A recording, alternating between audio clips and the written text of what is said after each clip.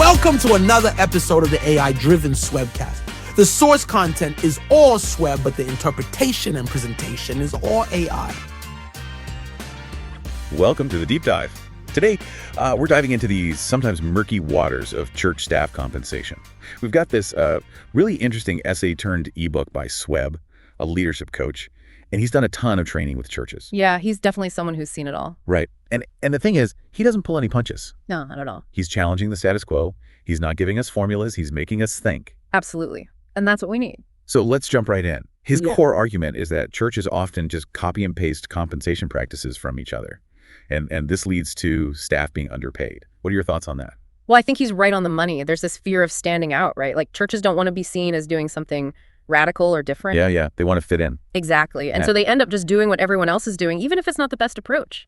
And Swebb, he doesn't just talk about this in theory. He actually shares this really powerful story. He talks about qualifying for food stamps while working at a church with a $20 million budget. Wow, yeah.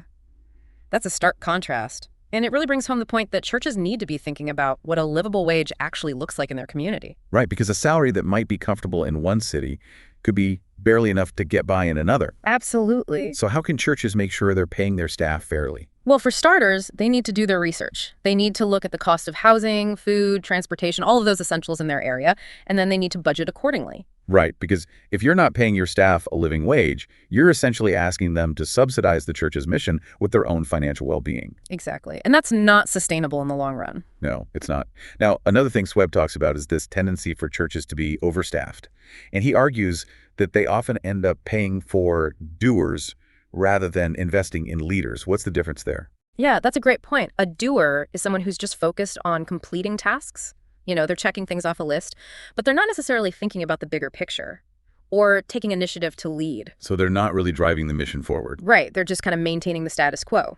A leader, on the other hand, is someone who can inspire and empower others. They can see the vision, and they can create strategies for achieving it. They're not just working in the church, they're leading the church. Exactly. And I think that's a really important distinction. So how can churches shift from a culture of doers to a culture of leaders? Well, it starts with hiring the right people who are passionate about the mission and who have the skills and the drive to lead. So it's not just about filling roles, it's about finding the right people for those roles. Absolutely. And then it's about creating an environment where those leaders can thrive, where they feel supported and empowered to take risks and to innovate. So it's about giving them the freedom to lead. Yes.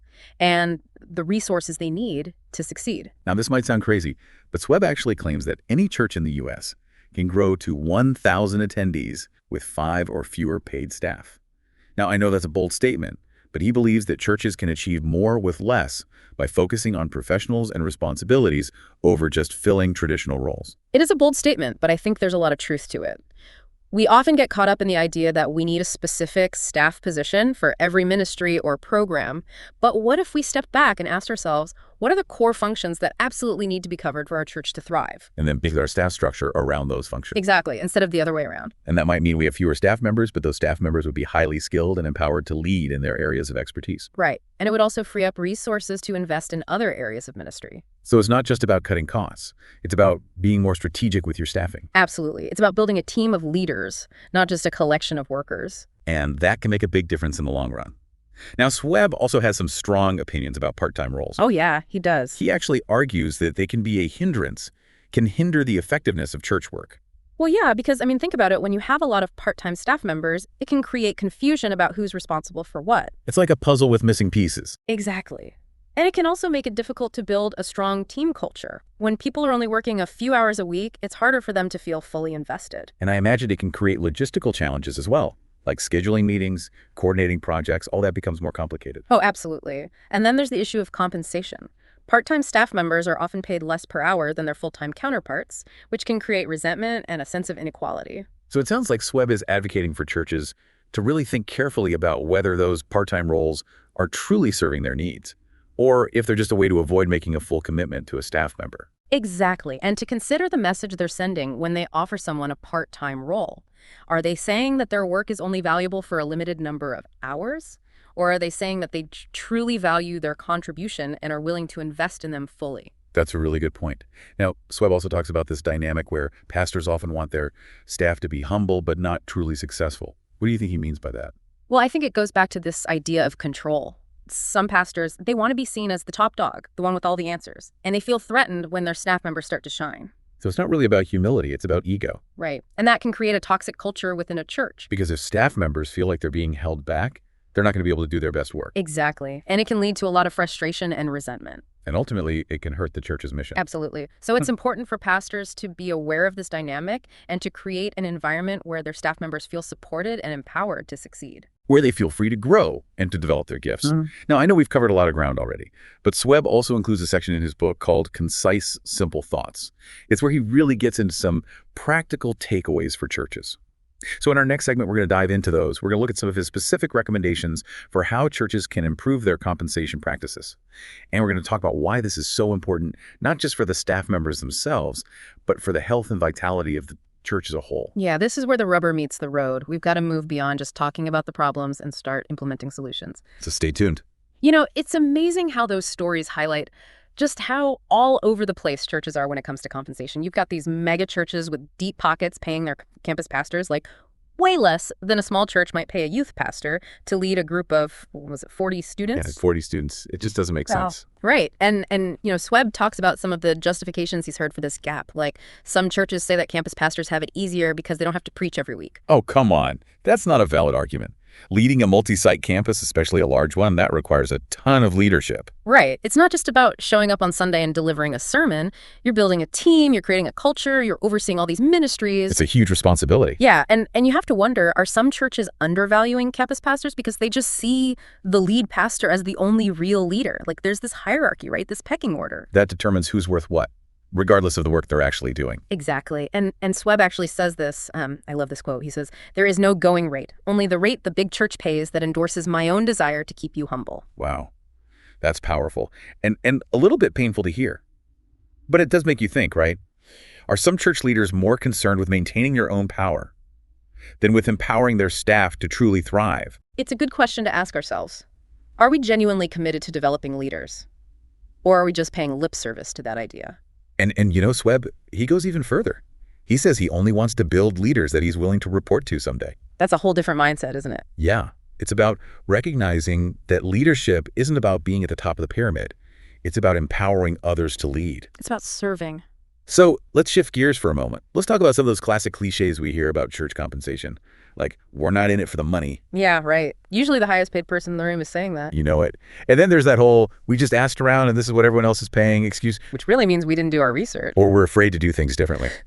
So given all these challenges and inconsistencies, what are some actual solutions that churches can implement? Like, how can they improve their compensation practices? Well, Swebb emphasizes the importance of research, like really digging in and understanding what a livable wage looks like in their specific community. Because it's not just about meeting the minimum requirements, right? It's about enabling people to thrive. Exactly. So that means taking into account the cost of housing, transportation, food, healthcare, childcare, all of it. And then churches need to create a budget that reflects those costs. So it's about intentionality. It's about making conscious choices about how you're allocating your resources. Right. And this goes hand in hand with being more strategic about staffing. Instead of just filling traditional roles, churches should focus on the core functions that are absolutely essential to their mission. So instead of saying, do we need a youth pastor? We should be asking, what are the essential things that need to happen in our youth ministry? And then who's the best person to make those things happen? Exactly. And sometimes the answer might not be a paid staff member. It might be a team of volunteers, or it might be a combination of both. So it's about being flexible and finding the best solution for your church's unique context. And being willing to let go of the traditional ways of doing things. Now, I was really struck by something Swebb said about money being the easiest thing to come by when you focus on adding value and building the kingdom. That seems almost counterintuitive, right? Because a lot of churches are struggling financially. I think what he means is that when we're focused on our mission, on serving God and serving others, the resources we need will follow. So it's about trusting in God's provision. Exactly. And it's about recognizing that money isn't the ultimate goal. It's a tool that we can use to advance God's kingdom. So how can churches shift their focus from scarcity to abundance? How can they develop that trust that God will provide?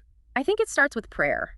And it involves being willing to step out in faith, even when we don't have all the answers. And it might involve making some sacrifices. Right. Being willing to let go of some of our own comforts and desires in order to invest in God's work. It's about putting our money where our mouth is. Now, I know we've thrown a lot of information at you, but luckily, Swebb has distilled his wisdom into 5 key takeaways.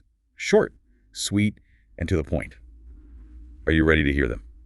Okay, let's dive into those 5 takeaways. Swebb doesn't mince words here, so get ready for some straight talk. Yeah, he cuts right to the chase. Years of experience boiled down into these points that churches really need to hear. So number 1, your church can afford to pay better. Pretty bold statement. Definitely. He's hitting that scarcity mindset head on. You know that feeling that there's never enough? Swebb's saying if you're serious about your mission and you're smart with your money, fair compensation is possible. It's not about if you can, it's about how. Exactly. And number 2, serve where you're called for the time you're called. This one really speaks to me. Me too. It's about recognizing when it's time to move on. Right. Maybe our time in a role is just for a season. We got to be open to that. Absolutely. Knowing your worth and finding a church that values it. Now, number 3 gets a little more personal. Never do it for the money, and don't let yourself be taken advantage of. Ooh, yeah. Important reminder. We're in ministry for a reason. It's not about the paycheck. Right. Got to protect ourselves from those who might try to exploit that. Number 4 kind of builds on that. Don't chase after fame. Not for yourself, not for the church. Stay humble. Stay focused on the bigger picture. It's not about us. It's about serving a purpose. Fame fades, but the good we do, that lasts. Okay, and number 5, this kind of brings it all together. Money is the easiest thing to come by when you focus on adding value and building the kingdom. This one always gives me chills. It's like when we're in alignment with God's purpose, using our gifts to serve, the resources will be there. It's about faith, isn't it? Not worrying about money, but trusting that God will provide. Powerful stuff. Swebb has really given us a lot to think about. This has been an incredible deep dive. He's definitely challenged some of our assumptions, which is always a good thing. Yeah. And I think his insights are especially valuable for anyone in ministry who's feeling burnt out or undervalued. He offers a new way of looking at things, a path toward a more fulfilling approach to ministry. Absolutely. And for anyone who wants to dig deeper into Swebb's ideas, you can find his ebook on his website at website URL. It's packed with practical advice on everything from budgeting to staffing to leadership development. A must-read for anyone who's serious about leading their church well. So, as you reflect on what we've discussed, here's a question to ponder. What if, instead of just copying what everyone else is doing, your church dared to create a compensation model that truly reflects your values and the needs of your community? What kind of impact could that have? That's a great question. It all starts with being willing to think differently, to challenge the status quo, and to believe that something better is possible. Thanks for joining us on this deep dive. We hope you found it insightful and are ready to take action. Until next time, keep seeking truth and keep diving deep.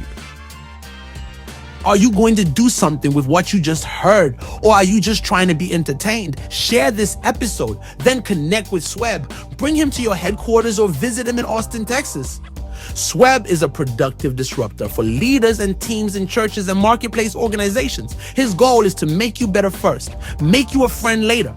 Swebb serves leaders and executive teams around the world, primarily focused on helping organizations maximize what they say they want to do. He drives you to execute on your expectations, even if it hurts your ego. He's not here to please everyone, nor does he seek validation. But if you're serious about elevating your leadership and team performance, you'll know where to find him. Connect with Swebb at swebb.fyi or on Instagram at swebbfyi. You doing all you said you'd do, that's what the church and the world needs.